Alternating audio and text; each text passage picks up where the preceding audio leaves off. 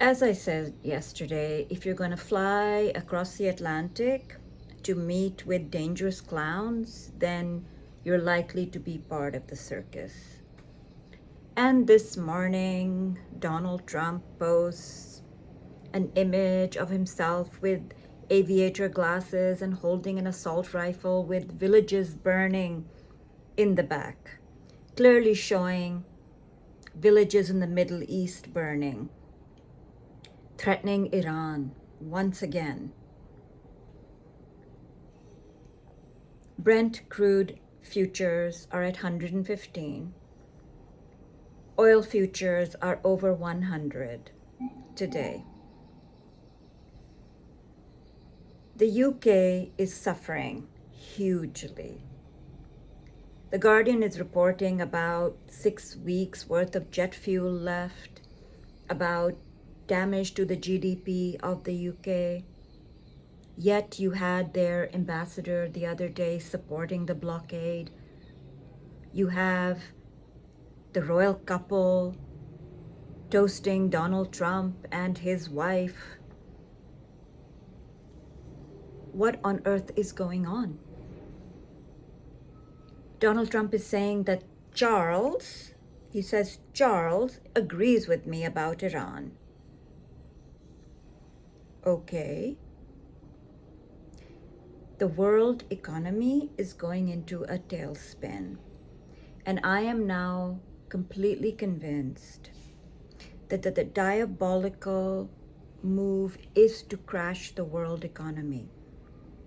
That Trump is being told that America will survive the meltdown of the world economy. And the world will be weakened, and therefore America will rise as the only power. The problem is that that is not true.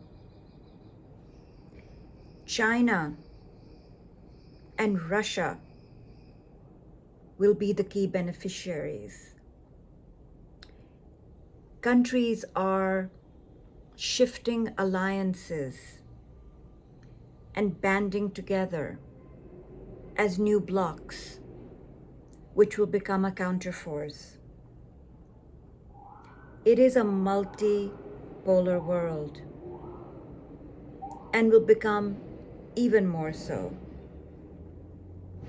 Right now, the key beneficiaries are China and Russia.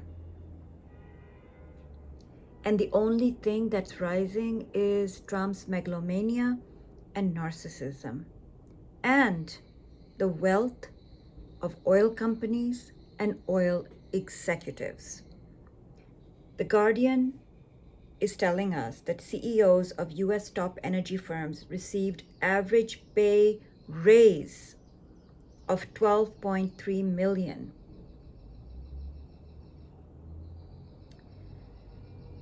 This is what is going on. While Trump and his family get wealthier by contracts, by insider trading, while Trump makes sure that he's posting things that torpedo any positive move on diplomacy, that he has actually told his people to analyze what a long-term blockade on Iran would look like. It is not Iran's economy he's planning to collapse. It is the global economy. Also, every day, scrolling through the news, it's literally making me physically sick that almost every post is Israel kills, Israel kills, Israel kills, Israel kills. In Gaza, repeatedly, in the West Bank, repeatedly, in Lebanon, repeatedly, Israel kills, Israel kills. Occupation, occupation, occupation. That Israel is sending hundreds of settlers into Syrian territory for occupation. How much longer is the world going to tolerate this? I guess much longer, because it seems the EU is more concerned about Ukrainian wheat and grains than they are about Palestinian and Arab and Iranian lives. That's where we are. That's what the world is seeing.